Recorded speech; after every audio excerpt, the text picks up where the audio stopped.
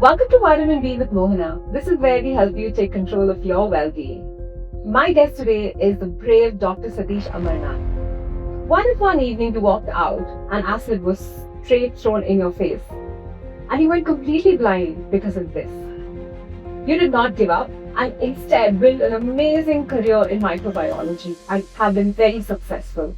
Yes, that's Dr. Satish Amarnath, who's joining us to not only share his life, his inspiring story. I had about 6 surgeries. I saw my daughter had tears in her face. My mother has been a huge support. Yeah. What happens to an acid victim?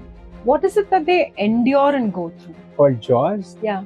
And it allows me to do PowerPoint presentations without a hat. Make me achieve a lot of things in what I could do. COVID, post-COVID, there's so many conspiracy theories around what exactly happened. But diseases are something that is never 9 to 5, it's round the clock. The reason is very simple. Yeah. Your nasal secretion and your mouth droplets transmit the infection. Washing hands, making sure you cough into a handkerchief. Yeah. So essentially, COVID is still there. It is very much there. When you get a fever, including myself, I take at least 10 days to recover. Right. So our immunities have come down. What does antibiotics do? It kills out bacteria, Yeah. which is normally there in your throat, and opens up the receptors for viruses to attack. So antibiotics have no role to play in a viral. The vaccine debate was there right from Louis Pasteur when he made the rabies vaccine. India's concern, which is increasing in the space of antibiotic resistance. I would like to focus on the lifestyle that we have. Yeah. Particularly, viral fever cannot be treated with antibiotics. I'm seeing diabetes in young people. You won't believe this. Below 40. Imagine spending an hour with us to learn about COVID, SARS, low immunity, vaccines, antibiotic resistance, and much more. Join us as we talk about how to live a healthier, better life. So sit back and relax and join me in this knowledgeable conversation with Dr. Satish at Vitamin B.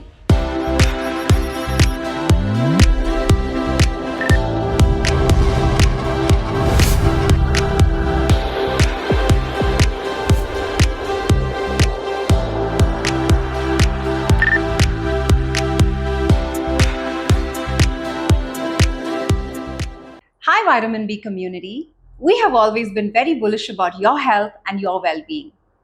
And I'm super happy today to be launching the very first merchandise which I know will make a difference to each one of us, which is the Vitamin B Granola.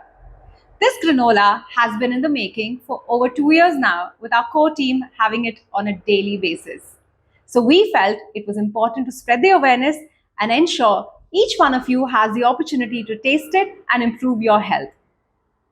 Get your first pack, order now, and we are available in Namma Bengaluru, where we have a number of customers who have already promised us and validated that this product is truly nutritious. So check out the comments box where you have an opportunity to place your order in the link provided, or reach us on Instagram DM to get your first bag of Vitamin B Granola. I'll see you soon. Stay tuned, be healthy, and be confident. So Dr. Satish, welcome to Vitamin B with Mohana. It's an absolute pleasure to have you here with us today. Thank you. Same here. I've really, look forward to this. And I hope we can help a lot of people out there. Absolutely. It's an extremely inspiring, courageous, brave story. And the moment, I listened to it, I said, I need to talk to Dr. Satish, learn a lot about more than anything else beyond health, physical fitness and all of that. It's really about how do you live your life itself, right? And that's the essence that you bring out. So thank you for being here and blessing Vitamin B. Very, very happy to have you here. Thank you. Great. So, Doctor, let's go back in time a little bit. And what happened that evening when you stepped out for a walk? What happened that there was an acid attack? Mona, actually, I didn't step out for a walk. I'd come back from the hospital around, say, 7:30ish, this thing, and I had to give my clothes to the tailor who was just around the corner. We were planning to go out for dinner that day because it was my wife's birthday, and I told I'll just take a minute to just give this clothes and come back. And I went across and did not realize that the street lights were off for whatever reason. And I gave the clothes, and you can understand it was a very bright shop. So when after I gave the clothes and I started walking back, it was just say flat away, and then I have to take a right turn. At that corner, somebody splashed sulfuric acid on my feet, and at that moment, it hit my eyes because I didn't even realize that somebody was throwing something at me. And luckily for me, my neighbors came around, and we put water on all over my body, and then we immediately rushed to the hospital. Yeah. And I mean, I for a moment didn't even know what exactly happened. Right. Right. And who are these people? Was it someone familiar? Why does this actually happen? People throwing acid on other spaces? I don't know, Mohana. In this particular case, the police really did an investigation. They say that the intention was to throw it at somebody else, and I think you were a case of mistaken identity, and they closed the case after about some time after investigation. That's And really unfortunate. I mean, it was a huge support that the hospital gave at that time. They made sure that all the medical treatment that was required was done. And somewhere on the third or the fourth day, one of my friends who's an ophthalmologist came and told me that this is it. You'll never be able to see again. And, at that point of time, it was devastating because as a microbiologist, whose sight is so important. Right. And I had about 6 surgeries, and they tried to uh, somehow manage to do something for my eyes. They did tuck teeth. They, of course, did a lot of surgeries on my face. And around, I think, the 30th or the 35th day, when my children came to meet me along with my wife, I saw my daughter had tears in her face. I had reached out and I found that she was silently crying. Yeah. At that time, Mona, something inside me died.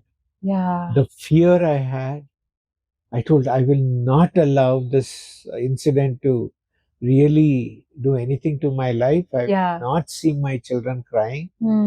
And to tell you the truth, even my son, after I came back home, he's a cricket fan. Yes. He told, Dad, let's go and play cricket. I mean, a 6-year-old kid telling this thing. And you won't believe it, Mohana. He had arranged the corner in such a way that he hit the ball, it will reach that corner and I could throw it back at him. Yeah. See how these two incidents, a child thinking out of the box, and even my daughter telling, no, you hand feed me. Yeah. I mean, I will tell you what to give, when to give, and all that. I told, if these people can think beyond, I mean, what am I doing? And to add to this, my colleagues in the department as well as the administration, huge amount of support. You won't believe it. Even when I was hospitalized, my staff, especially my microbiology staff, to call me up, sir, we have got this particular problem. What do we do? Yeah. And I know very well that I myself had taught them everything, isn't it? Mm-hmm. I know that they know what to do, Yes. but they're trying to keep me engaged. Right. And my CEO and the owner of the institution, they supported me completely. Yeah. They told, you tell us what you want to do. Yeah. And you won't believe Dr. Ramdas Pai used to bring people from abroad and other visitors to the hospital, and he would stand next to me and tell, Dr. Satish will tell what we do in this. That's facility. incredible, right? I mean, it is incredible. And I think even the others, I don't want to take names, Yeah. supported me so well. In fact, some of the doctors used to call me up and tell, hey, Satish, have a look at that specimen. I have a problem case. Yeah. I mean, it was so fulfilling. It's Yeah. not to tell you that there weren't people who also tried to put me down. Yeah. That was there. But the people who handheld me and who helped me, huge. Yeah. You won't believe it. So would you say, Dr. Satish, that that's probably what got you through the whole trauma? Yes. Okay. My children, my family, my wife also supported me a lot. Yeah. In fact, she was very scared when I take a trip alone and go anywhere. But she used to encourage me to do that. Yeah. And you won't believe, I've traveled across the country and abroad also. Yeah. And she has supported me. My mother has been a huge support. Yeah. Emotionally, she used to support me, though behind my back she used to cry, that I knew. Yeah. And my grandmother also was a huge support. Yeah. And these are the people who really meant a lot to me, including my colleagues who were extremely supportive of what I did. Yeah. And I think we can't do pretty much anything in the world, in life alone. But it's always beautiful that when you are going through a difficult time, how the universe brings the right people into your life. And that's at least been my observation. And it's very beautiful to hear today when we're talking. It's also a contribution of so many people who got you through that incident, right? Absolutely. That's why I told you, I don't want to take names because it's so beautiful that, huge amount of my colleagues, both senior to me as well as junior to me, who was there to, give that helping hand to really look beyond what I could not do and see and make me achieve a lot of things in what I could do. Yeah, that's beautiful, doctor. That's something that I am very thankful about, and they are wonderful people. Yeah, that's great. So, doctor, what happens to an acid victim? What is it that they endure and go through? Okay. Basically, look, what happens is when the acid hits any part of your body, it burns. What happens is it's not like a fire burn, it is a chemical burn. And when the chemical burns, depending on the extent to which it penetrates, it destroys that tissue. As you can see, a lot of my face has been the skin from other parts of my body that has been plastic surgery done. I had a team of excellent surgeons who made sure that I look good. Yeah. And, I'm sure initially when I went back, I must have been looking a sight because I had undergone a lot of plastic surgery. And there were redness and things like that. Yeah. But I would salute my patients also, who used to come and sit in front of me. Yeah. And they never used to bother of how I looked. Yeah. Or whether I could not see. I'll give you an instance where one person put a report in front of me. Yeah. Usually one of my assistants used to be with me always. When I told, no problem, my assistant will read it. He told, no doctor, you read it. Oh God. So I used to use technology. I used to put the paper on a scanner and it used to read to me. Yeah. And I used to use a computer to do most of my work. Yeah. In fact, Mona, you won't believe this. I started coding in 1987. Okay. And I've written programs. And so when this happened, the hospital got me a laptop.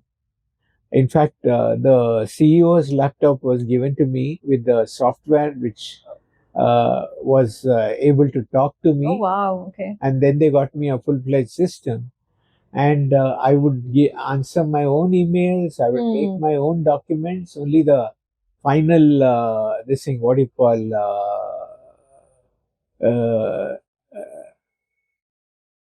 making sure that screen comes properly and whether the words are properly placed would be done by one of my assistants. But I used to type it and do everything. And in fact, my typing skills are pretty fast. Okay. And including presentations, I used to do using the same software. It's called Job Access with Speech. Yeah. It's called JAWS. Yeah. And it allows me to do PowerPoint presentations without a hassle. Oh, that's wonderful. So, doctor, when you look back, right, what through all of this crisis that happened and trauma that you, your dear one, went through, if you were to say, I had that one thing, that one value, or that one habit in me that helped me get through it, what would you say that was? Basically, it was something that I always used to look at a issue. It could be a problem or it could be something good also. I would always look back and think, how could I have done a little better? Or how I could have overcome that problem. Because of this, we had a issue. What should I have thought about? Yeah. That was one attitude that I had. Number two is I've dealt with a lot of issues. I've dealt with patients with tuberculosis, who are very, very difficult to treat, or patients with HIV, or patients with hepatitis. And they have taught me a lot. Yeah. Patients, their resilience, the way they will take the problem that they have, and they tell, doctor, how can I overcome that? That attitude taught me a lot. And of course, my colleagues and family was definitely there in every step that I took to see that things really work. Yeah, that's wonderful. Thank you for sharing, an important transformative journey in your life, which is obviously and evidently, brought us here to understand it better. And it's simply a story of courage and love. So, Dr. Satish, I know it might not have been very easy, to remember it, to again share it. So, thank you for taking time and talking about it. It's more than a quarter century ago. So. Yeah. Yes. So I want to come closer to your expertise. There is a lot that the world at large and human race has endured, right? With COVID, post COVID.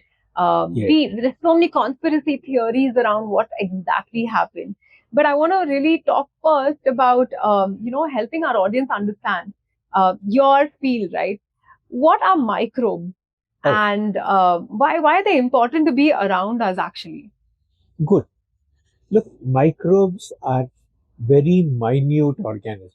If you look at the full spectrum of microbes, incidentally, I started my career before I went into medicine. I started working for being an industrial microbiologist. Industry uses a lot of microbes. To give you an example, the baker's yeast, Saccharomyces species, we use it in bread to make the bread fluffy. Yes.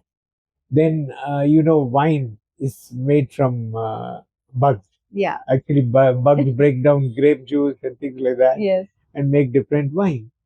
Now, this is what I was trained at. So when I stepped into medicine, because my parents' dream was that I become a doctor. Yeah. I did not get it in the first instance because, I was in school where getting marks was very difficult, unlike the state board. So I did my BSc and did my industrial microbiology along with that, and then went into medicine, and then re jumped back into microbiology. Okay. And looking at microbes, if you look at it, on one side you have the good microbes, like what I told about baker's yeast, and they break down a lot of dead plants and other things, and they make it back to give it back to earth. Yeah. But on this side, we have the pathogenic microorganisms. I'm sure many of the audience would have seen worms, intestinal worms. Yeah. They are the big ones. But their eggs and their larvae are microscopic. Okay. Then, of course, I'm sure you would have kept a piece of bread or something outside, and you would have found that there are some greenish blue stuff growing on it. They are fungus. Okay. Now, these two are definitely causing disease in human beings. And I'm sure in COVID, you would have heard of the sinuses in the face being infected by mucor. That's a fungus. So like that, you have these, you can visually see when they grow. Okay. But they're larval forms and the spores are microscopic. Okay. Then you have the next set of organisms, which are the bacteria. I'm sure you would have heard of tuberculosis. I'm sure you would have heard of typhoid and diarrheal diseases. All these are caused by bacteria. Okay. And they are again microscopic. There are few microns in size. That is 1,000 of a millimeter. Wow. So you see how small they are. Yeah. Then you have the next group, the viruses. Like the COVID belongs to the viruses. You have a DNA virus and you have a RNA virus. And then below that, you have the prions, which are known as proteinaceous infectious particles. Okay. Now, all this cause human disease. And the way they reach to your body, the way they migrate within your body, and they settle down in various organs to cause infection. Yeah. All that I used to do. I used to study them. Yeah. I used to diagnose them. You won't believe it. My whole journey has been like this. As a PG, I used to work on Sundays because somebody would have been admitted. And many institutions work from 9 to 5. Yeah. But diseases are something that is never 9 to 5. It's round the clock. Yeah. Yeah. So I used to come on a Sunday, help out. Even when I was in JIPMER Pondicherry, which is a central government institution, I used to come on Sundays to help out my co-colleagues when they have a difficult case. And when I joined Manipal, I again had an opportunity to change. Yeah. So I talked to my technicians, and you won't believe this. They agreed to make the 9 to 5, 6 days a week laboratory into 24/7. Oh, that's very helpful. I salute them because without anything, when I explained to them what is the need, they helped out. Very nice. Yeah, that's amazing. Most of our cases, I am sure, Mohana, you would agree with me, they come between that 9 to 5 when their OPDs are functioning. Very true. But there are critical cases which come much later. Sure. And that is where we made a difference. So doctor, while microbes are all around us and, they shape very differently, one of the things that I always think about is, what is the misconception around microbes, right? Or do we have any misconceptions that people really end up with? Okay. There are 2 or 3 things the same. We need to know how microbes are transmitted. A microbe which infects a human being is spread by a human being itself. To give you an example, COVID, I'm sure all of the audience would be familiar. We are told that you have to wear a mask. Yeah. The reason is very simple. Yeah. Your nasal secretion and your mouth droplets transmit the infection. And it is not that it will directly fall on you. Let us say when I'm talking or sneezing, there are small droplets which come out. And they dry in the air and they remain there. So let us say me and you are talking now and we go out and I'm incubating a respiratory infection. Let us say somebody else comes into the room after about 10-15 minutes. They will be able to breathe it in. So that is why we told you have to wear a mask. Same thing happens with the diarrheal diseases. Organisms are shed in the stools and they infect the water that we drink. If we are not taking care of that, that's going to be transmissible. Then, of course, you have bacteria like tuberculosis, which again are spread by cough. Then you have typhoid and other enteric diseases that are spread by water. And more importantly, by touch. In a hospital scenario, let us say a nurse touches a patient, does not take care of, washing her hands before she touches another patient. The chances that bacteria from one patient can go to another. Wow. Or let us say the chair like this. Somebody is sitting and they just, clean the, squeeze the nose and then they touch again. There are chances that bugs can be transmitted My there. God. So, I'm not trying to make you and the audience paranoid, please. But these are certain things that are there. So for this, what we do is very simple. We clean our hands. I ask you to wash every time you touch a patient. You wash hands and come back. I'm sure you will not be able to do medical practice. So we use alcohol. Okay. The rubbing kind, not the drinking kind. Got it. So when you use the alcohol, and I used to always tell my staff, the more alcohol you use, it contains the emollient, your hands become soft. Okay. So people will be happy to hold on to We have them. softer hands as a concept. Yes. So washing hands, making sure you cough into a handkerchief or sneeze into a handkerchief or another cloth, very important to prevent transmission. And of course, safe handling of urine and stools is very important to ensure that community outbreaks of various diseases like diarrhea and enteric fever are prevented. So there's been, since we talked about COVID, right? What's the state of COVID today? Do we have a lot of cases? Why do people talk about long COVID as well? Okay. Let me look at what happened with COVID. COVID is a coronavirus. It's a RNA virus. Okay. Now, the reason why it is called coronavirus is when you look at it through the electron microscope, please understand it is much smaller than bacteria. And it is like a circle with round things sticking out along with spikes sticking out. So when you look at it, it looks like the sun.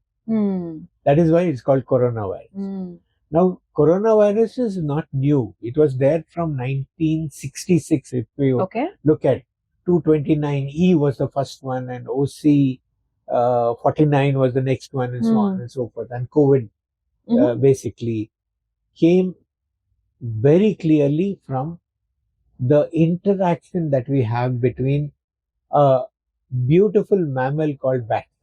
They stay in caves and they spread the infection. And also we have to look at the human interaction. Many of us interact with animals very commonly. I'm not talking about city dwellers like us, where we hardly go into the animal kingdom and mix with them, except for dogs and cats.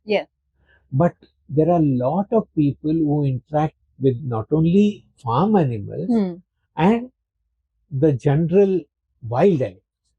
Now, what happens basically is this. Let us take the instance of COVID. The bat gets infected by coronavirus. Now, that, keeps changing because please understand, when it, grows in a bat and causes infection, sometimes it changes itself a little. When it changes, it is possible for it to jump the risk. Sure. In case of COVID, it jumped to the pangolin. Okay. You know, the pangolin is an animal Yes, which yes. is. You actually, it's so familiar these days because we went through COVID and everybody was researching about it. Yes. So essentially, COVID is still there. It is very much there. Only thing is, we have got.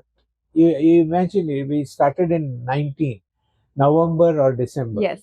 And from there, the amount of the virus that is spread, alpha, beta, gamma, delta was the most serious. Then, of course, the Omicron. I'm sure all of you will be familiar. Yeah. These are because what happens in the body is very, very, very beautiful. When the virus infects, what happens is, let us say, Mohana, you are infected. I breathe in, like when I'm talking to you like this. The virus comes into my throat. Yeah. It is not that it will immediately cause infection. Yeah. There are receptors in the throat where the virus sits. It multiplies there. Yeah. It needs to have a critical volume. Yeah. Then it causes infection by going down. Yeah. So this is the thing. Now, what does the body do? Yeah. The body produces immunity. There are two kinds of immunity. One is humoral immunity, which is called antibodies, which is all over the body. Yeah. And there are cellular immunity, which are special cells which attack the virus. Yeah. Luckily for us, the people who are infected, many of them don't even know they are infected. Okay. Like take for instance in a family where there are 8 or 9 members, you find that one person who is going outside gets the virus at. Now, there are people who are elders.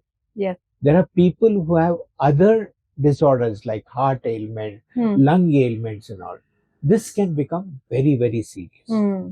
That is how we get pneumonia in people who are susceptible. Yeah. And that pneumonia, if it is not taken care of by ensuring that oxygen is given and this thing, the person might become a little serious, and small portion of these people need hospitalization. Yeah. Of course, there was a lot of panic. Yeah. And in addition to this, what we have seen, when the infection persists for more than 12 weeks, that is 3 months, we call it long COVID. Oh, okay. There, people who have heart disease, people who have lung disease, diabetes, all of them manifest with symptoms of feeling very weak, you know, and they will also have respiratory symptoms, cough which persists for long, and also we call it mental disorientation, speech difficulties and so on. But this is not in a large volume, but there are people who are susceptible to it. So And we have seen this. I think that it's very, very valuable to understand the context of it, why it happens, and why do we even get long COVID, right? Yeah. But doctor, when you just look around in the last 2 years, right, post-COVID, most of the people I'm aware of and through my reading, I understand that when you get a fever, including myself, I take at least 10 days to recover. Correct. So our immunities have come down. What should we do about it? So why is this happening to us because of COVID?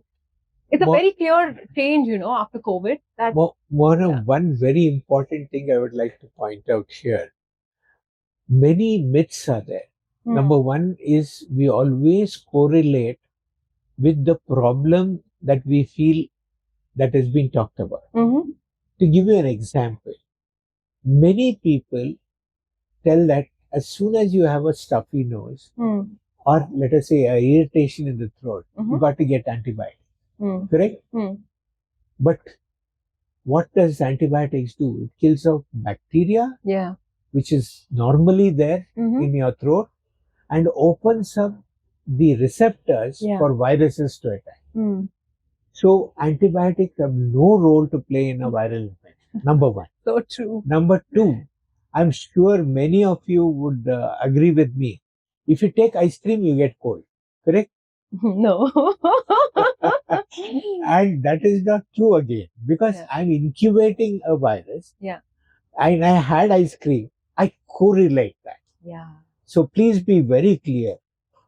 in some people, any infection, let us say, be it bacterial, be it fungal, be it parasitic, it goes through a cycle. We have an incubation period for about 1 to a few days. In case of COVID, it is 3 to 5 days, where you are absolutely symptom free, but the virus is growing in your throat. Yeah.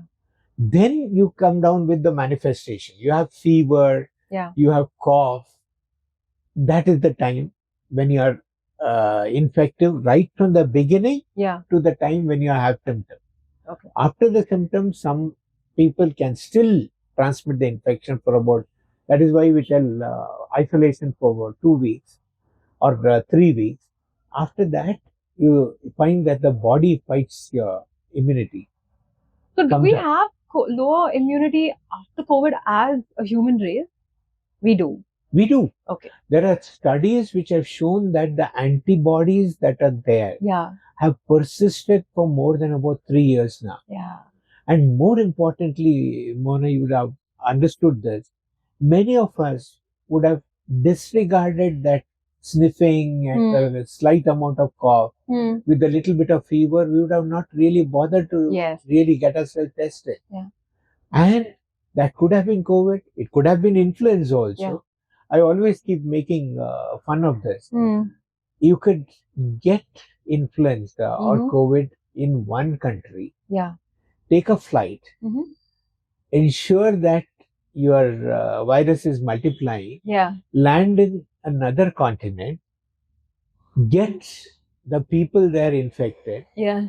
Reach another continent where you come down with the disease. Wow. This is very commonly seen with swine influenza we had. Yeah. You remember the H1N1? Absolutely. Yeah. Absolutely. I was very clear at that time. Yeah. This is a viral disease that can spread, and corona equally occurred that way. And what about the vaccine debate? Especially in the US, there are a lot of anti-vaxxers. It's a huge topic, especially the fact that governments had to rush and medical fraternity had to make vaccines so fast for us. So what's your view on the whole vaccine debate? Mohana, the vaccine debate was there right from Louis Pasteur days. Yeah. When he made the rabies vaccine.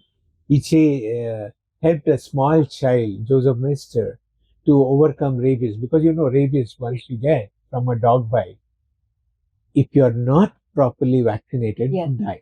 Yeah. This debate has been there throughout. There are a lot of people who tell the vaccines cause more harm than good. Yeah. It is not true. Take, for instance, in our country itself, if we had not gone that rapidly to vaccinate, we would have had a lot more deaths. Yeah. And more importantly, please understand, these vaccines help a lot of people. Yeah. And I'm sure you'll agree with me. We who have taken the vaccine, COVID has infected us, but it has been mild. Now, any vaccine, like any medicine, has side effects. So what we are looking at is a lot of these people who came up telling that vaccine is harmful were people who had side effects to any medication. Right. And please understand, a vaccine is a medication. And our vaccine, which was made in India, the one which was completely killed virus, and the other one was modified virus, protected not only Indians across the globe, 150 countries. And the new vaccine that the Europe and US used, the mRNA vaccine, have been totally different. Now, let me also tell you that the Supreme Court is hearing a writ petition, which I'm sure the hearing is just going to start, I think, next week. Okay. They will be able to nail this very clearly. Interesting. Any medication, please understand, if you go through Google, which I always tell my patients, please consult Dr. Google before you come and talk to me. Because you will find that there are side effects. Yeah. And we have to be mindful about it. Okay. But what happened was during COVID, when the vaccination started, when we had 1 or 2 of these cases come up, there was a huge hue and cry telling these vaccines are harmful. And but look at what good they have done across the globe. No, that's beautiful, doctor. Let me tell you that because of COVID, a lot of children missed the vaccine, right? The other vaccines I'm talking about, Yes. the diphtheria, measles, mumps. Right. These diseases were seen again. Take for instance Rajasthan, diphtheria. I haven't seen after I finished my post graduation. We have isolated the bacteria. Pakistan, an outbreak of diphtheria occurs. Wow. Polio is causing outbreak there. Please understand, so much of benefit the vaccines have done. Yeah. I'm sure you would have seen a lot of people with polio damage. Right. Yes. That we are hardly seeing in children because we do polio vaccination across the board. And they are recurring because of what happened during COVID. And no, that is because, we could not cover the vaccination very clearly because of lockdown. Yes. And, the healthcare infrastructure also was overwhelmed by the number of COVID cases we saw. And, doctor, before I come to understanding your views and your recommendations to us in terms of improving our health, how do we go about it? I do want to talk about India's concern, which is increasing in the space of antibiotic resistance. Why is it that India at large is going to have a huge crisis in this space? Very good. You asked me a very important question. And let me take you back to somewhere around 2016, 2017, when the WHO told this is a global health problem. Now, I came from an institution which was a government institution, and we used to use antibiotic sparing. We never saw multi-drug resistant organisms. When I shifted from JIPMER to Manipal, one of the first presentations I gave to the doctors across was the amount of antibacterial resistance I saw to drugs which are usually taken as reserve antibiotics. Okay. So I was seeing that infection. To give you an example, again, I will not take names. If I get a patient from a particular smaller hospital transferred to Manipal, I used to tell this case, let us isolate because we used to get a drug resistant organism known as Staphylococcus aureus methicillin resistant. Okay. MRSA we call it. Okay. I used to see it in every patient. Now the reason for that is twofold. One is the practices I told you, hand washing, is not followed very religiously. Number two is responsible use of antibiotics. You won't believe this. Doctors use antibiotics for viral infection.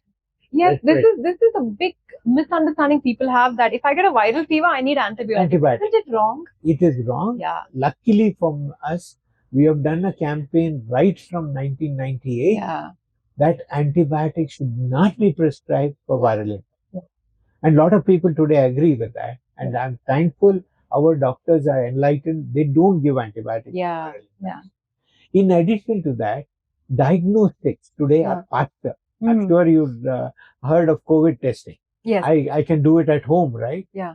Now, because of this, we are able to identify viral infections and the antibiotics are there. Antibiotic resistance is a huge problem. In fact, I will be giving a lecture on what we did. We did infection control practices like hand washing, cleaning, how the bed should be cleaned after a patient is discharged, everything, and how the nurse will ensure hand rubs and things like that. And in addition, we ensure that we reduce antibiotic use. Let me give you an example. We had a cardiac unit when we used to do cardiac surgery. Okay. We used to use antibiotics, which are the lower antibiotics, because these are clean cases, right? They are taken from the community and we operate. Initially, we used to give 7 days of antibiotics because the surgeons were a little worried. Once we did that, we brought it down to 3 days. And you won't believe it. I was in Dharwad a few months ago, There is a surgeon who operates. For small surgeries, it does not give antibiotics. Can you beat it? Wow. That means he's very confident of what things he's doing, and the post-surgical care, where the wound is properly cleaned and dressed, and you will not find infection. So basically, we are using antibiotics for probably the wrong thing, wrong diseases. And That's you can one imagine thing. Yeah. the tons of antibiotics we have used during COVID. Yeah. You know, tetracycline was commonly prescribed. Yeah, absolutely. And what happens to that? Every antibiotic a person takes is passed out in urine or stool. Where does it go? It goes into the community pool. And in the nature, what happens? Bacteria is there. Yeah. Pathogens are there. Yeah. They become resistant to that antibiotic. Oh, so it's a vicious cycle. Yes. So the more that people are using, because in India what happens is, it's not only the doctor who gives the drug. Let us say I am a patient. I can just go buy it. No, I am a patient. I have been prescribed an antibiotic. Yeah. Mohana is my friend. Yeah. I would say, I took this. You are having similar symptoms. You take that. Yeah. And with WhatsApp today, prescription can be shared, right? Absolutely. In addition to this, as a patient, I can go to any pharmacy and ask for an antibiotic and take it. Yeah. Now, this is causing huge amount of antibiotic concentration in the nature, and bacteria are very smart. Yeah. They tell antibiotic, I will become resistant. Yeah. Yeah. Oh, that's fascinating. I think we really have to be very careful and cognizant that particularly viral fever cannot be treated with antibiotics. And I think that's like a golden It does nothing. understanding. Yeah. It So, does nothing. Doctor, I want to come to general health, right? Given COVID, viruses, so many different things that are going on around us in the last few years. Are there one or two things that we can do, from a health standpoint to improve our immunity? One or two or three things. Now, I would like to focus on the lifestyle that we have. Yeah. Morning, get up. Okay? Yeah. Do your routine. Rush to office in the traffic. Yeah. The air, I'm sure, is very good, especially in Delhi. It causes more problems than anything because it causes inflammation of the lung. Then I sit in the office. Yeah. I don't drink enough water because I have to go to the washroom. I'm in a meeting, right? Then I eat junk food. All this are very, very important for us to manage. Please understand, all of us, at least me, grew up with home food. Yeah. And we've ensured that that home food was taken to the office, right? Yes, of course. But today, because of time lag, I always give this example. Mother is in one corner, working for the Eastern world, getting up early in the morning and working right up to the afternoon, or let us say mid-afternoon. Yeah. The father is in the other corner of the room, working for the other side of the world. Yeah. Starting at 12 and ending perhaps late in the night. Yeah. The child is in the middle. Yeah. And the in-laws of both sides are in the other corner. Yeah.